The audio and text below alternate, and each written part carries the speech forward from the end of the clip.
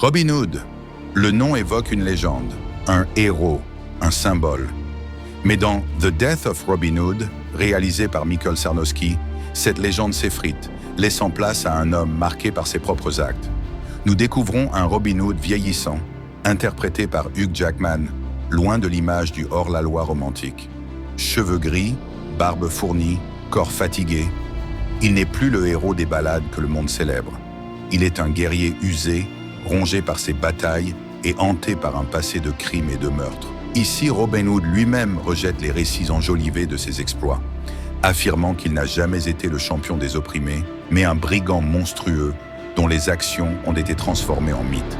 Gravement blessé après une bataille qu'il croyait être la dernière, il se retrouve au seuil de la mort, livré aux soins d'une femme mystérieuse. Cette rencontre bouleverse sa vision du monde. Elle n'est pas la Maid Marian des récits classiques, mais quelqu'un qui représente une autre facette de l'humanité.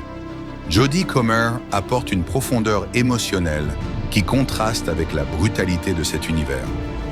Ce film n'est pas une simple aventure épique, c'est une réflexion profonde sur la légende et la réalité, sur la manière dont les actions d'un homme peuvent être embellies au fil du temps, jusqu'à créer une histoire qui ne reflète plus la vérité. Robin Hood se bat autant contre ses ennemis que contre les histoires qui l'ont immortalisé.